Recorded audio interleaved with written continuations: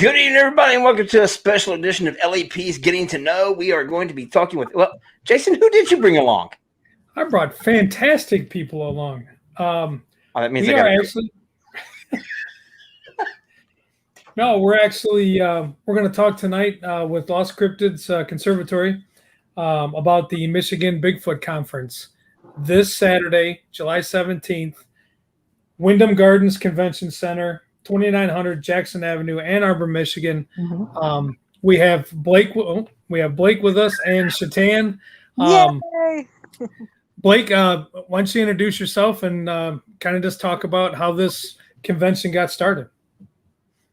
Yeah, well, I'm Blake Duescher of the Lost Cryptids Conservatory, the creator and founder.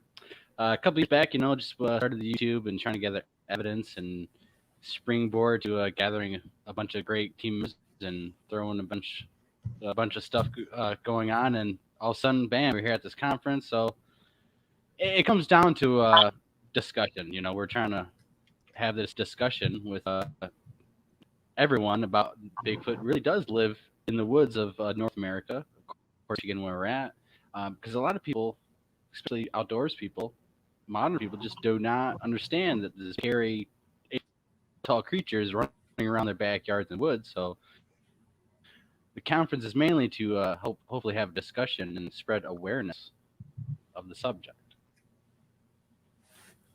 Awesome. And I see you've got some fantastic guests coming in.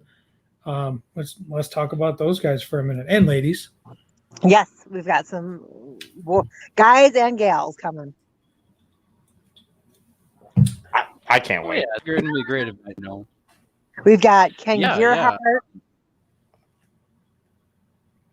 Cliff Baccarat from Finding Bigfoot, Janice Carter, Igor Bursev, the She Squatchers, Steve Ward, myself personally, I will be there, presenting.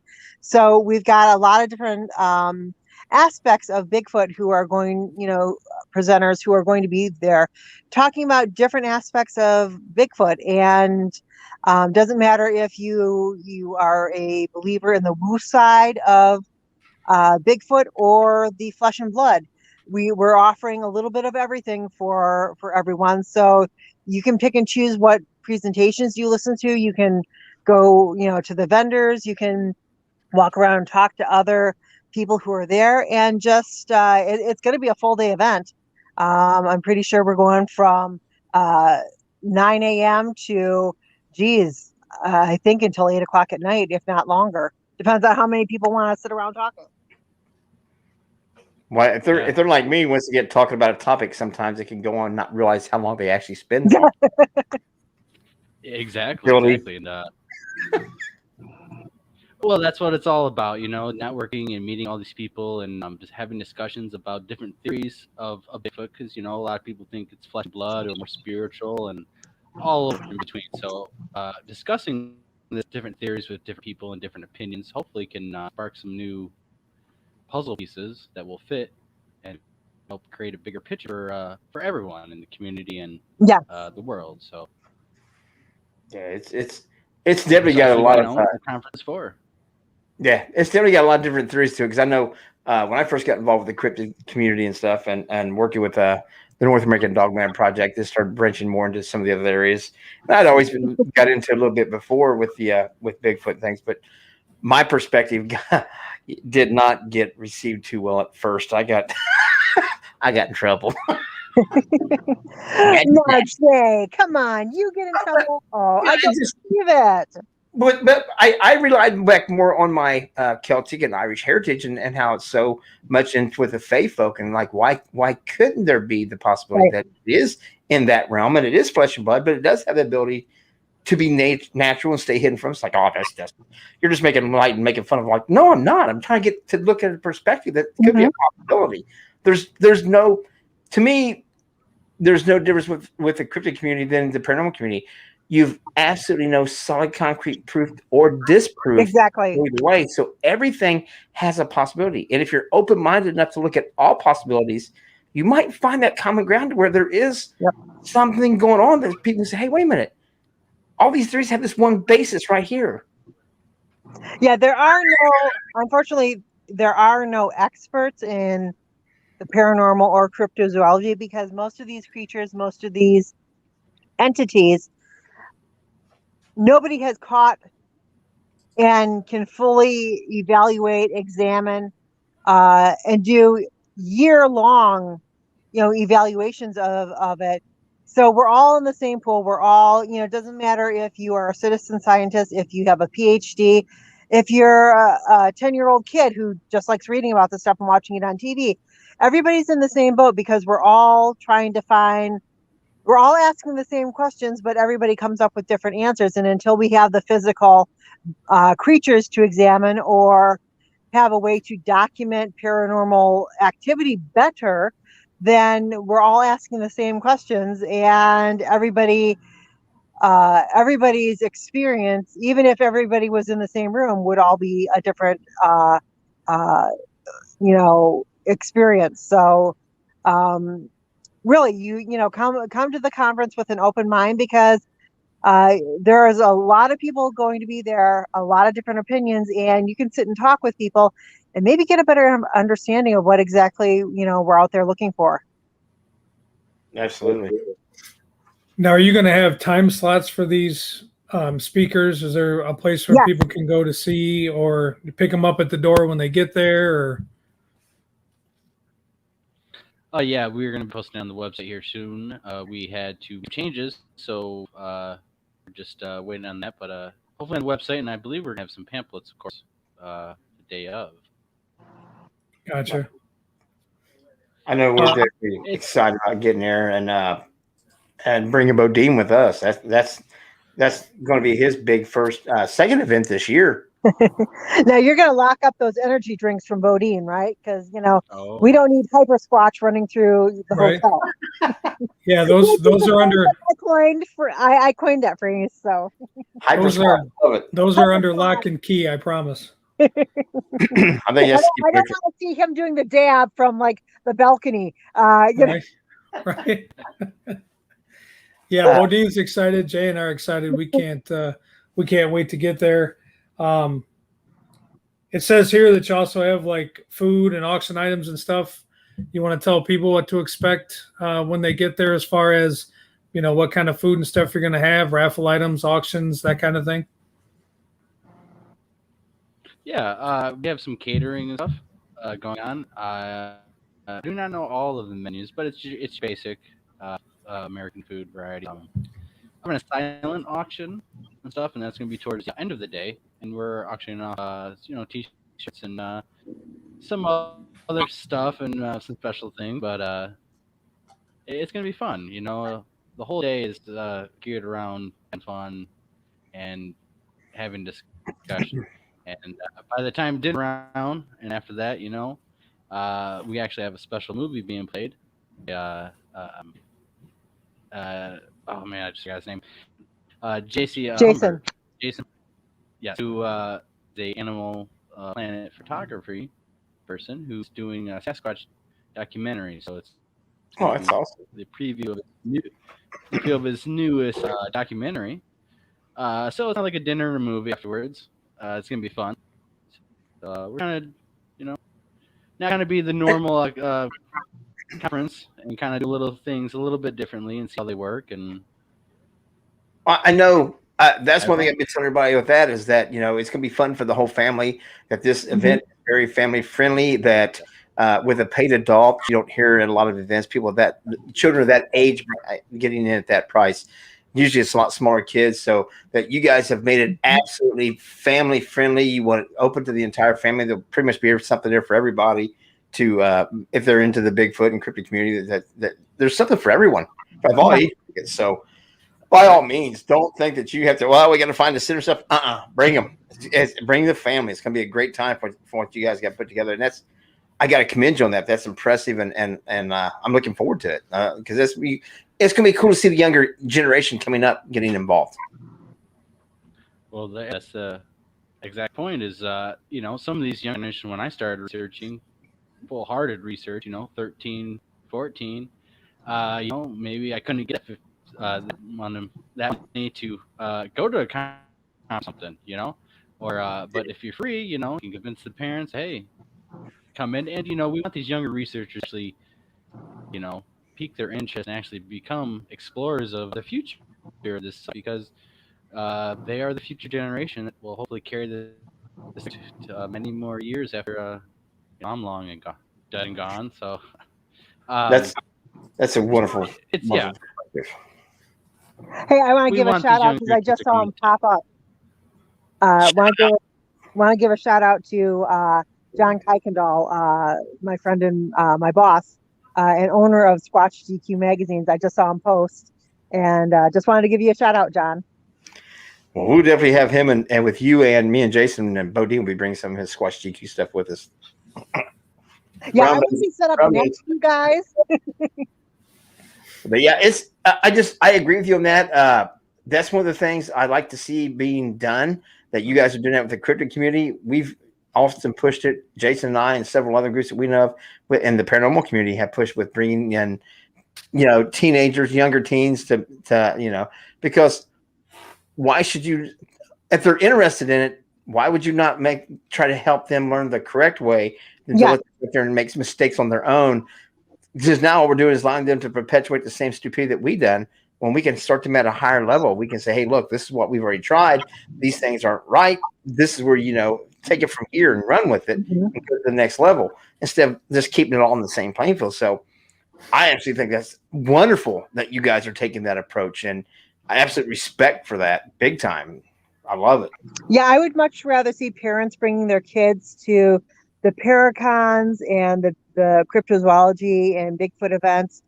And so the kids can actually talk to, people who have been doing this for a number of years, than them watching a Hollywood produced TV show and thinking, oh, if we do black magic, we're going to summon something up and we can talk to it. No, that's not the way. Okay. To fix that, we have to involve religious people, holy water, sage. And on the Bigfoot end, you know, you don't want a teenager just going out hiking in the woods by themselves, trying to look for evidence. You know, get involved with a team, get your older cousins or somebody, you know, to go with you. You never want to go hiking by yourself in the woods, especially if you don't know the trails. And especially if you have predatory animals in the area, that just ends very badly. So I would rather, you know, parents bring their teenagers, their young adults to these events so that they can learn and know, you know, the cautions and the dangers to put in place so that they are safe when they go out and do, you know, any type of investigations, or they join a team, or they get, you know, some older friends or family members into it.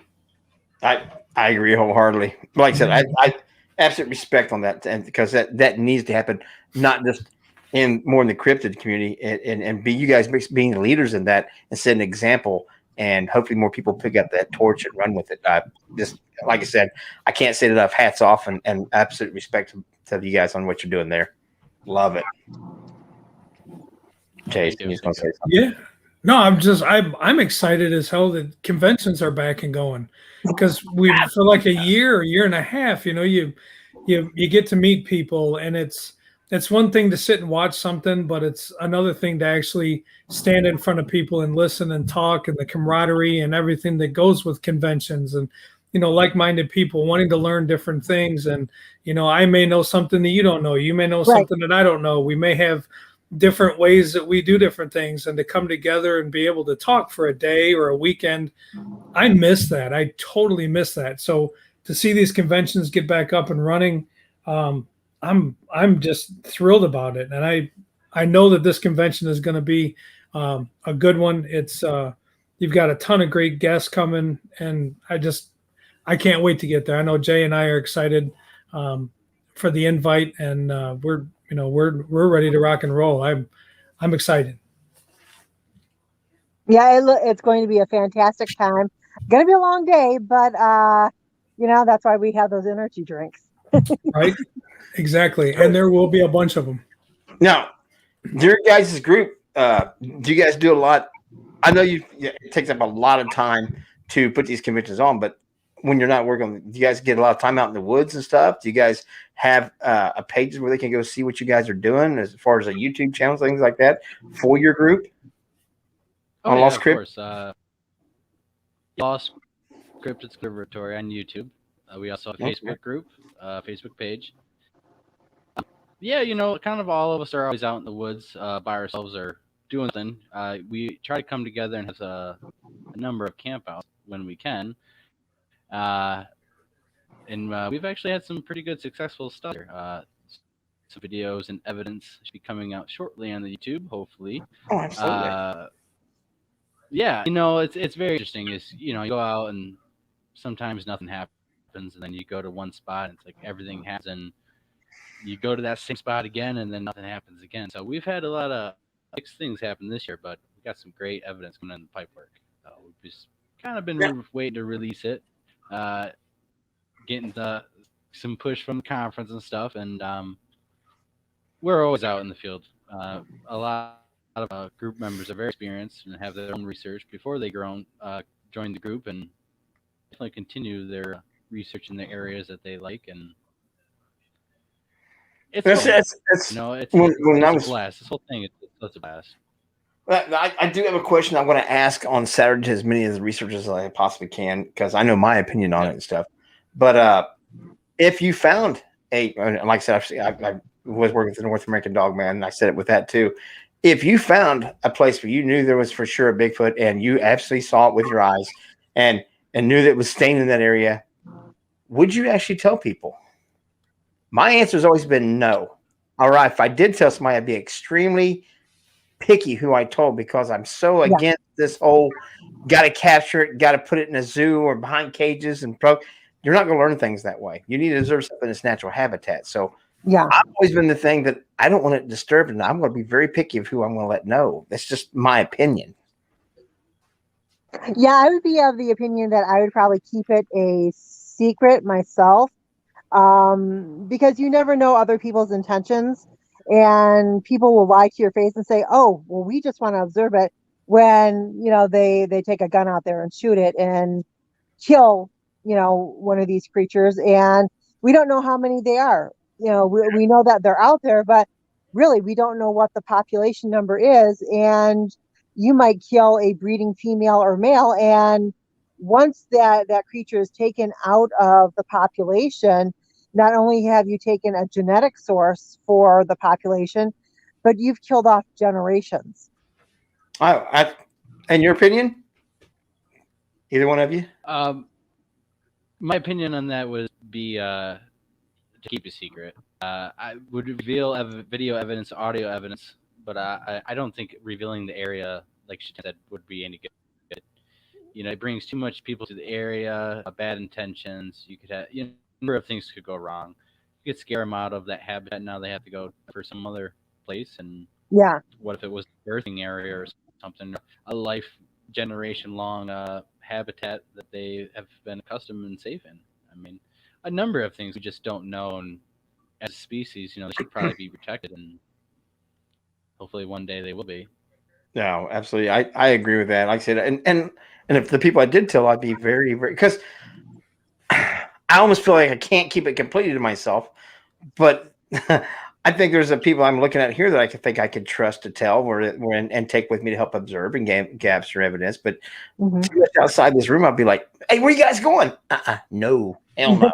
I'd be looping back, thinking you'd think I was on spy chase or something, trying to lose people. They didn't find where I was going.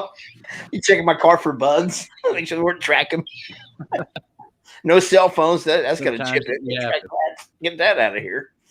So, but yeah, I'm going to go look for different kind of wasps in their nests in the woods. You want to come with me? I think I killer hornets over here. You want to go play?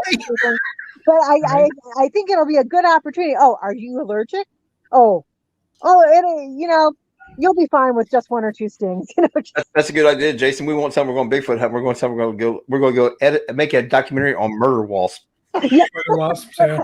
Dude, nobody want to go with us. I thought I seen one the other week. It was a Michigan wasp, but the thing was like that. I mean, it was massive, and I was wow. Oh my god! You guys are bringing me up here for that kind of wasp? Dude, I have no idea where it came from. Never seen nothing that big. If it stung me, I was afraid I might have to go to the hospital or something. It was huge. Right. Yeah. See, I was wondering about that. That's another question I'll probably ask this weekend. With last year, with the COVID being so active and all the places that people normally went to being closed, people hit hiking trails more than they have in years.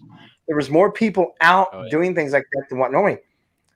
Do you think that had any effect on the research or sightings? It doesn't seem like the sightings went up, but do you think it maybe made the creatures go more seclusive? Well, the interesting thing that people were documenting was the more that human beings were staying in their houses, the more wildlife was coming into cities, towns, because there wasn't the human element. And it kind of threw off the balance of nature. Animals, deer, fish, dolphins, everything, birds were kind of caught off guard. Like, where's the human aspect? So, they documented that elephants were coming into villages, deer were coming in, elk were coming into, towns because there was no humans. And they were like, maybe we can take the land back. So, I think there was kind of a switch. I think that humans went into the woods to go hiking so that they'd have something to do. And I think maybe the Bigfoots came more towards civilization to see, hey, why is it suddenly so quiet? Why do we not hear all the vehicles, all the human, or smell all the, smells that humans put off? What's happened to humans? Where'd they all go? And so I think that we had a switch. People went into the forest, but I think the Bigfoots came into the towns or the neighborhoods at least. Well, Bodine sure did. Yeah. See, that's what intrigues me about the cryptid and all that stuff is the nature element, the actual physical nature element of what's being what we're looking at there too. And that, to me, it completely sets aside for me the paranormal aspect, because there's a lot of different things with that. But I think when you start talking about nature and how Mother Nature actually works and the things out there, that's what intrigues me a lot about the cryptid side of things, with bringing in that physical element is amazing to me. Oh yeah, Day One Without People. Yeah, that was an interesting show. That was a very interesting show. Yeah, I'm going to have so many questions on Saturday that I promise not to irritate too many people by asking so many. You guys sent him around with a recorder, right? Just hey, Bodine on the spot. Yeah. I like I said, I just can't wait for it. It's going to be our second cryptid event this year. It'd be the biggest one so far this year. I haven't been to one in long time. And I can't wait because the community is so different than the paranormal, but it's similar. Mm-hmm. It's no different than saying, and I get people at me all the time, like, well, there's, you got paranormal investigating or ghost hunting, and then you have cryptids. They're all paranormal. No, they're not. They're all that you cannot. No. The definition of paranormal, things that you cannot explain scientifically yet. Doesn't matter whether it's a ghost or a cryptid, you can't explain it scientifically yet. So under that umbrella of just a generalized definition, they do fall underneath the paranormal community.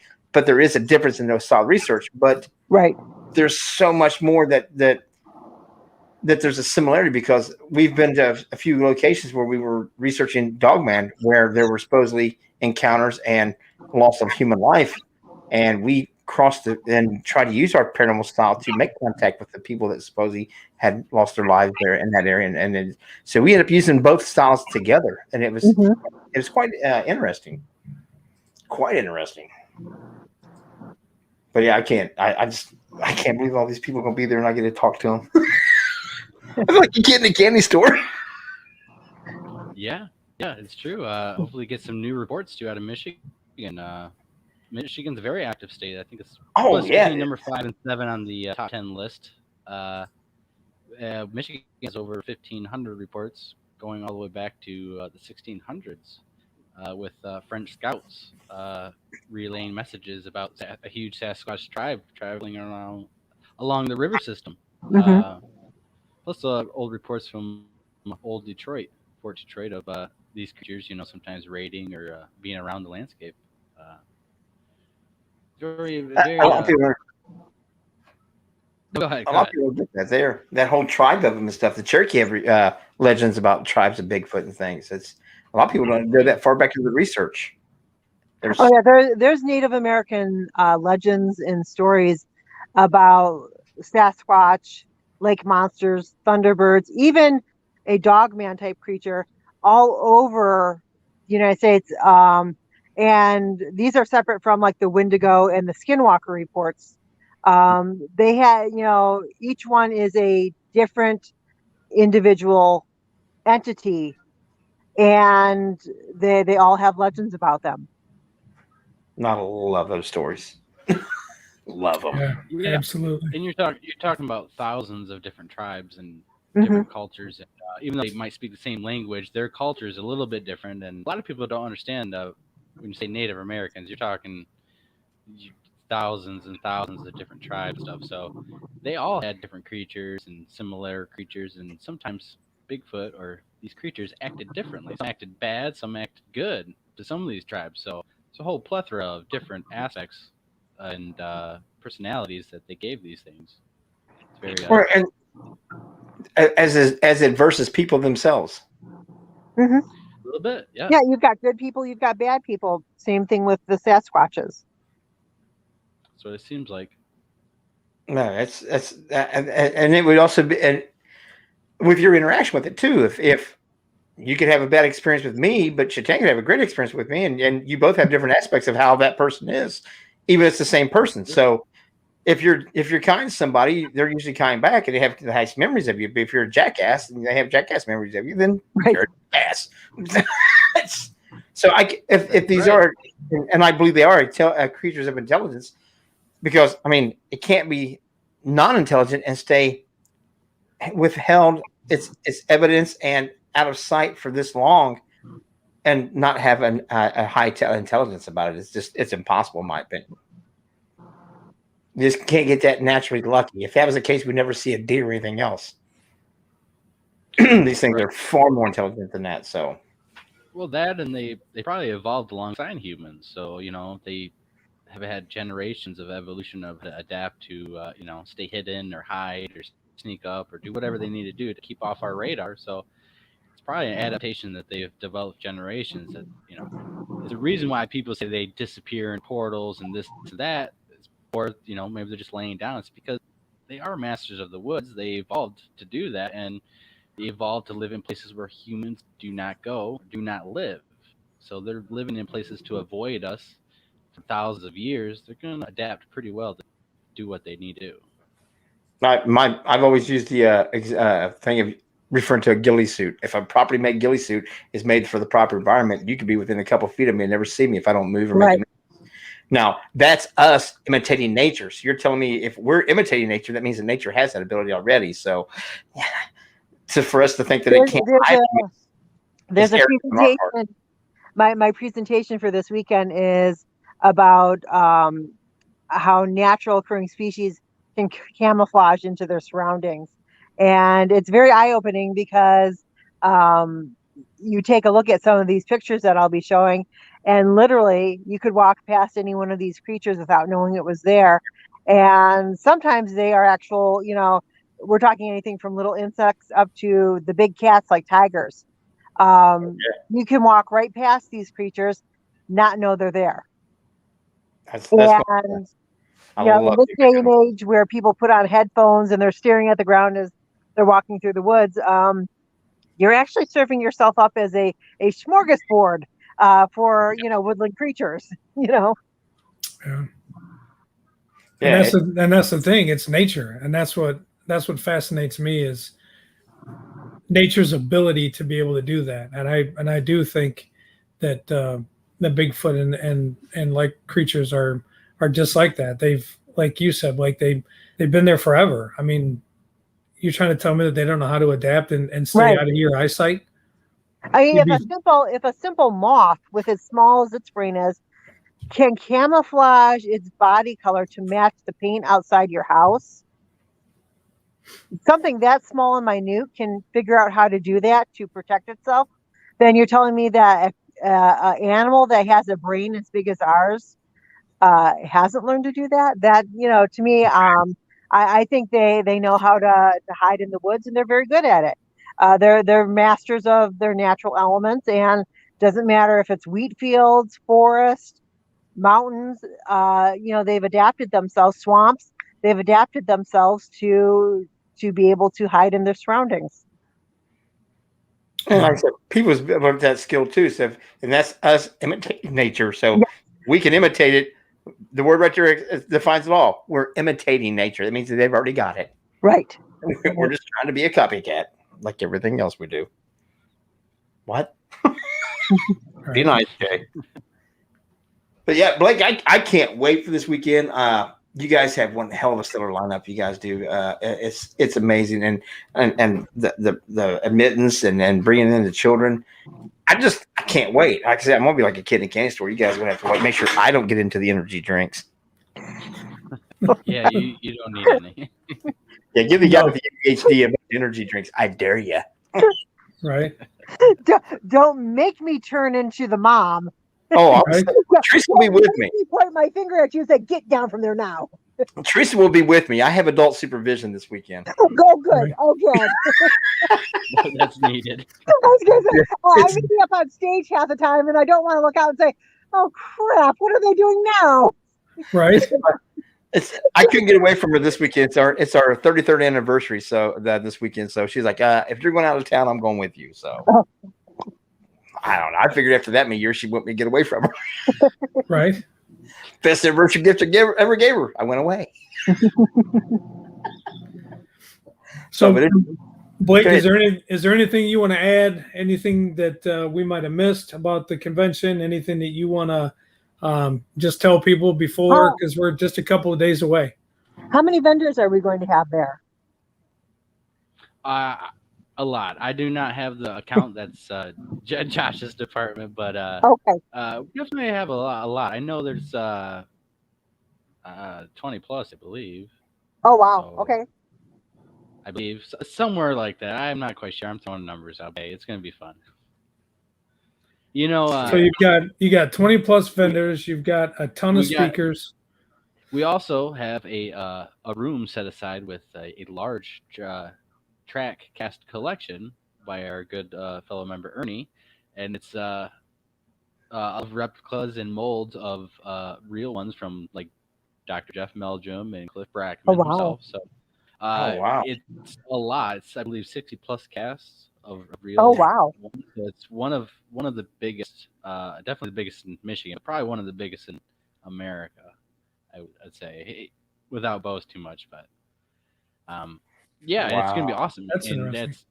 And he's full of knowledge about that, and also he's gonna have a lot of books and rare books, old books, just books that you've probably never even heard of that you can only find with him because he collects books and is very knowledgeable on the subject and all the casts. So it's gonna be a wonderful room to go in there and talk to him, for people to congregate, talk, and see all these awesome casts. That is going to be amazing. It's on right. Absolutely amazing. I can't wait. Now you get me all excited even more. I'm taking Friday off so I can come early. Oh. It's going to be an absolutely phenomenal time. And if you guys haven't got your tickets, you can still get them online. I've posted on my page. I know we got on LEP's page, Bodine's page. There's all kinds of ways to find the information out. You can still get your tickets in advance. I advise you that you do. You'll save a little bit of money, but make your plans. Get your butts up there. It's going to be an all-day event. It's going to be phenomenal. It'll be absolutely great time. Jason will be there. Right? No, looking forward to it. Like Jay said, $45 online, $55 at the door. Go to MichiganBigfootConference.com. Get your tickets. Hopefully you see us there. Hopefully you come and have a great time. And I'm going to put this out. Jay doesn't even know, but I'm going to put this out. The first person that comes to our table and says that they watched this and can prove that they watched it, we will hand out some LEP merchandise. So how are they going to prove that they watched? They have to have a code word. Shenanigans. No, I think hyper squatch. Hyper Squatch it is. Code word Hyper Squatch. You come to our table.